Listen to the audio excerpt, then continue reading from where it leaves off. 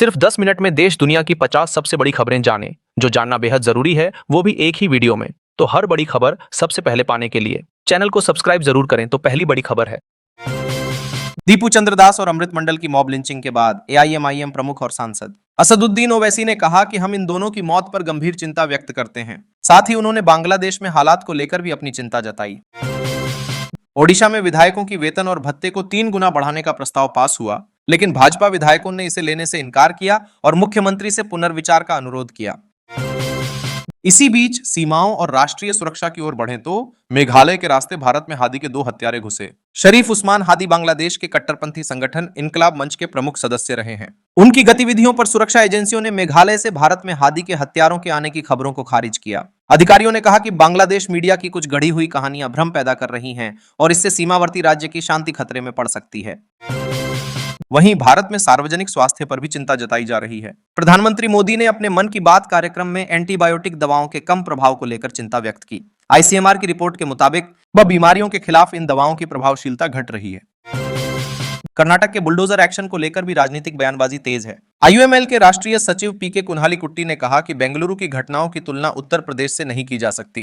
केरल के मुख्यमंत्री पिनराई विजयन ने कांग्रेस सरकार की आलोचना की, जबकि सिद्धारमैया और शिवकुमार ने इसे राजनीति से प्रेरित बताया। बंगाल में भी राजनीतिक तनाव जारी है। हुमायूं कबीर के बेटे गुलाम नबी आजाद को पुलिसकर्मी को थप्पड़ मारने के आरोप में हिरासत में लिया गया। इस घटना ने स्थानीय राजनीतिक और सुरक्षा चर्चा को और तेज कर दिया है। उत्तराखंड में विकास और कानून व्यवस्था दोनों मोर्चों पर अहम कदम उठाए गए हैं। मुख्यमंत्री ने कालाढूंगी विधानसभा को 114 करोड़ रुपए से अधिक की योजनाओं की सौगात दी। उन्होंने कहा कि ये योजनाएं सरकारी सेवाओं को मजबूत और अधिक प्रभावी बनाएंगी। साथ ही किताबों से प्रेम बढ़ाने पर जोर दिया। इसी बीच एंजल हत्याकांड में सीएम धामी ने स्पष्ट संदेश दिया कि कानून व्यवस्था से खिलवाड़ करने वालों को किसी भी कीमत पर बख्शा नहीं जाएगा। पुलिस की टीम नेपाल में संदिग्ध की तलाश में लगी है और अराजक तत्वों को राहत की उम्मीद नहीं रखने की चेतावनी दी गई है। उत्तर प्रदेश में ठंड और सर्दी की मार के चलते कई जिलों में स्कूलों में अवकाश का आदेश जारी किया गया है। बरेली और जौनपुर के बाद अब 7 और जिलों में डीएम ने स्कूल बंद करने का निर्देश दिया है। 30 दिसंबर से 14 जनवरी 2026 तक यूपी के परिषदीय स्कूलों में शीतकालीन छुट्टियां रहने की संभावना है, जिससे शिक्षकों और शिक्षणेत्तर कर्मचारियों को राहत मिलेगी। राजनीतिक मोर्चे पर भी हलचल बनी हुई है। जेडीयू कार्यकर्ताओं ने पटना में सीएम नीतीश कुमार के बेटे निशांत कुमार को राजनीति में लाने की मांग को लेकर भूख हड़ताल की। इस बीच दीपक प्रकाश ने युवाओं को राजनीति में आने की वकालत की, जबकि उपेंद्र कुशवाहा और आरजेडी के बीच राजनीतिक खटपट पर भाजपा की साजिश का आरोप भी सामने आया। जम्मू कश्मीर में छात्रों द्वारा आरक्षण नीति के खिलाफ आंदोलन की योजना बनाई गई थी, जिसके चलते पीडीपी चीफ महबूबा मुफ्ती समेत कई नेताओं को नजरबंद किया गया। प्रशासन ने आंदोलन को नियंत्रित करने और कानून व्यवस्था बनाए रखने के लिए यह कदम उठाए। असम की ओर देखें तो मुख्यमंत्री हेमंत शर्मा ने आगाह किया कि वर्तमान में बांग्लादेशी मूल के लोगों की आबादी 40% से अधिक हो गई है और यह लगातार बढ़ रही है। उन्होंने इस पर कड़ी नजर रखने की आवश्यकता बताई।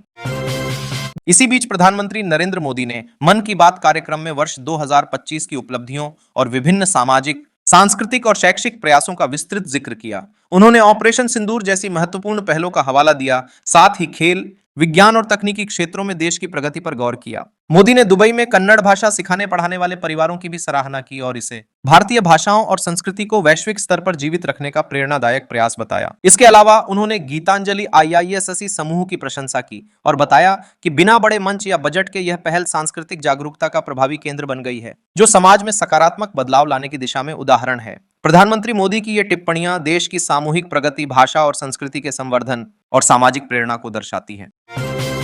पंजाब के फिरोजपुर जिले के 10 वर्षीय श्रवण सिंह को प्रधानमंत्री राष्ट्रीय बाल पुरस्कार से सम्मानित किया गया। उनकी मेहनत और प्रतिभा को राष्ट्रीय स्तर पर पहचान मिली है और यह बच्चों के लिए प्रेरणा का उदाहरण बनकर सामने आया है। राष्ट्रपति द्रौपदी मुर्मू ने इसे एक शानदार उपलब्धि बताया और बच्चों के बीच सकारात्मक प्रेरणा के रूप में इसकी सराहना की। सड़क और रेल सुरक्षा को लेकर कई घटनाएं हुई। जमुई में मालगाड़ी के 8 डिब्बे पटरी से उतर गए, जिनमें 3 नदी में गिर गए। इसके चलते कई रूटों पर ट्रेन संचालन बाधित हुआ। इसके अलावा पटना, गया, डीडीयू, मुजफ्फरपुर और Darbhanga station mega coaching terminal बनने जा रहे हैं, जिससे यातायात सुगम होगा। भगवान बिरसा मुंडा की 150वीं जयंती के अवसर पर नेशनल कैडेट कोर ने वीर बिरसा मुंडा साइक्लोथॉन आयोजित किया। राज्यपाल और रक्षा राज्य मंत्री ने रांची से नई दिल्ली तक इस अभियान को हरी झंडी दिखाकर रवाना किया। यह पहल युवा पीढ़ी में साहस, खेल भावना और राष्ट्रभक्ति की भावना को बढ़ावा देने के उद्देश्य से आयोजित की गई। सुरक्षा और कानून व्यवस्था को लेकर भी यूपी में कई अहम फैसले और घटनाएं सामने आई हैं। मुख्यमंत्री योगी आदित्यनाथ ने पुलिस मंथन समारोह में अफसरों को धर्मांतरण रोकने के लिए एआई का इस्तेमाल करने की तरकीब समझाई और 3 साल में पदक विजेता अधिकारियों को सम्मानित किया। योगी ने कहा कि यूपी की कानून व्यवस्था मॉडल बन चुकी है और इस बदलाव का श्रेय स्मार्ट पुलिसिंग और प्रधानमंत्री मोदी के दृष्टिकोण को जाता है। राष्ट्रपति द्रौपदी मुर्मू ने भारतीय नौसेना की स्वदेशी कलवरी श्रेणी की पनडुब्बी आईएनएस वागीर पर ऐतिहासिक यात्रा की। यह किसी भी भारतीय राष्ट्रपति की पहली पनडुब्बी यात्रा मानी जा रही है। उन्होंने नौसैनिक कर्मियों से मुलाकात की और स्वदेशी रक्षा क्षमताओं की सराहना की। इस यात्रा से देश की नौसैनिक शक्ति और आत्मनिर्भर रक्षा प्रौद्योगिकी का संदेश विश्व स्तर पर गया। मौसम विभाग ने जम्मू कश्मीर में 30 दिसंबर से 1 जनवरी तक भारी बारिश और बर्फबारी की संभावना जताई है। प्रशासन ने लोगों को सतर्क रहने और यात्रा से पहले मौसम की जानकारी लेने की सलाह दी है। श्रीनगर सहित कई क्षेत्रों में तापमान में बदलाव देखा गया है, जिससे प्रशासन और नागरिक दोनों के लिए सुरक्षा और सावधानी महत्वपूर्ण हो गई है। इसी बीच भारत में राजनीतिक हलचल भी तेज है। पूर्व केंद्रीय वित्त मंत्री और भाजपा के वरिष्ठ नेता अरुण जेटली की जयंती पर देश भर के नेताओं ने उन्हें भावभीनी श्रद्धांजलि दी। केंद्रीय गृह मंत्री अमित शाह और उत्तर प्रदेश के मुख्यमंत्री योगी आदित्यनाथ सहित कई वरिष्ठ नेताओं ने उनके योगदान को याद किया। राजनीतिक गतिविधियों का सिलसिला यहीं नहीं रुका।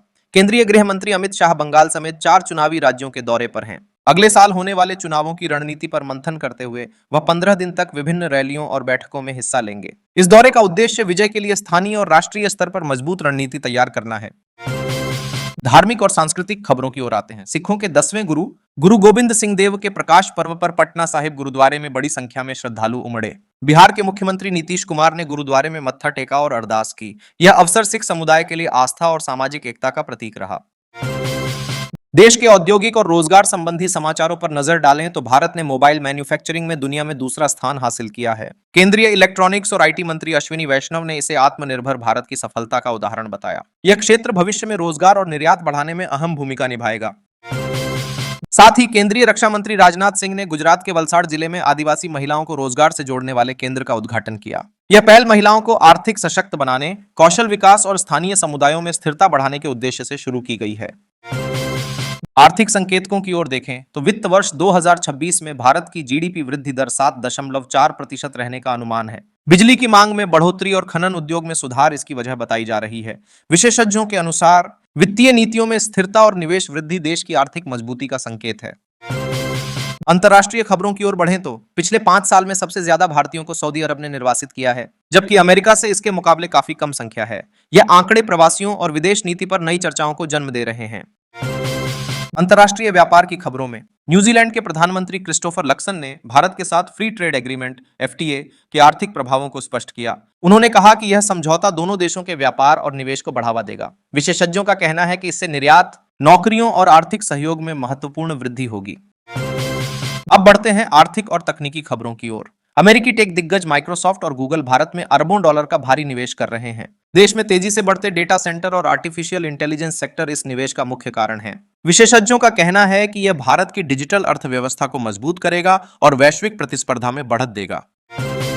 5 साल के गृह युद्ध के बाद म्यांमार में लोकतांत्रिक प्रक्रिया फिर से शुरू हुई है। पहले चरण का मतदान जारी है और इस बार महिला उम्मीदवारों की संख्या पहले की तुलना में अधिक है। चुनाव देश में स्थिरता और लोकतंत्र की स्थापना की दिशा में महत्वपूर्ण कदम है। अमेरिका ने बांग्लादेश से अल्पसंख्यकों की सुरक्षा सुनिश्चित करने का आग्रह किया है। हाल की घटनाओं के बाद अंतर्राष्ट्रीय स्तर पर चिंता व्यक्त की गई है। अमेरिका ने स्थानीय प्रशासन से कानून व्यवस्था मजबूत करने और समानता एवं न्याय सुनिश्चित करने के लिए ठोस कदम उठाने का आह्वान किया। पाकिस्तान की लंबे समय से अपनाई जा रही धोखाधड़ी रणनीति अब अमेरिका के लिए कम फायदेमंद साबित हो सकती है। गाजा मिशन में देरी और असमय निर्णयों के कारण पाकिस्तान अमेरिका की नजर में अविश्वसनीय साथी बन सकता है। रिपोर्ट के अनुसार यह बदलते भू राजनीतिक हालात में अमेरिका की सुरक्षा और रणनीतिक हितों पर असर डाल सकता है। विश्व स्वास्थ्य संगठन ने यूरोप में शराब के बढ़ते सेवन के गंभीर प्रभावों पर चेतावनी जारी की है। WHO ने कहा कि हर साल शराब से लगभग 8 लाख लोग मर रहे हैं। रिपोर्ट में स्वास्थ्य, सामाजिक और आर्थिक नुकसान को गंभीर चुनौती बताया गया है। यह चेतावनी नागरिकों और सरकारों दोनों के लिए सतर्क रहने और शराब से जुड़े जोखिमों के प्रति जागरूक होने का संदेश है। सुरक्षा की चिंता केवल स्वास्थ्य तक सीमित नहीं है। नव वर्ष 2026 की पूर्व संध्या पर कई प्रमुख शहरों ने सेलिब्रेशन रद्द कर दिए हैं या सुरक्षा कड़ी कर दी है। इसका कारण आतंकी खतरों, हाल की हिंसक घटनाओं और बड़ी भीड़ से जुड़े जोखिम बताए जा रहे हैं। प्रशासन ने नागरिकों से सतर्क रहने और सार्वजनिक स्थलों पर सुरक्षा नियमों का पालन करने का अनुरोध किया है। पाकिस्तान में ऑपरेशन सिंदूर के दौरान सुरक्षा को लेकर पाकिस्तान के राष्ट्रपति जरदारी ने बताया कि उनके मिलिट्री सेक्रेटरी ने उन्हें 4 दिन पहले जंग की चेतावनी दी थी। बाद में डर के कारण उन्हें बंकर में छिपने की सलाह दी गई। यह खुलासा उस समय की बढ़ती तनावपूर्ण परिस्थितियों को दर्शाता है।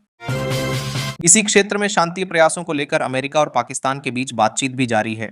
अमेरिकी विदेश मंत्री मार्को रूबियो ने पुष्टि की कि पाकिस्तान ने ट्रंप की 20 सूत्रीय शांति योजना के तहत गाजा में प्रस्तावित आईएसएफ के लिए सैनिक भेजने का प्रस्ताव दिया। रूबियो ने पाकिस्तान के इस प्रस्ताव पर विचार करने के लिए आभार व्यक्त किया। इसी बीच नेपाल में 2026 के चुनाव की तैयारियां शुरू हो गई हैं। काठमांडू के मेयर बालेन शाह को संसदीय दल का नेता और प्रधानमंत्री पद का उम्मीदवार घोषित किया गया है। यह निर्णय 7 सूत्री समझौते और गठबंधन के बाद लिया गया, जिसमें आरएसपी के अध्यक्ष रवि लामिछाने भी महत्वपूर्ण भूमिका में हैं।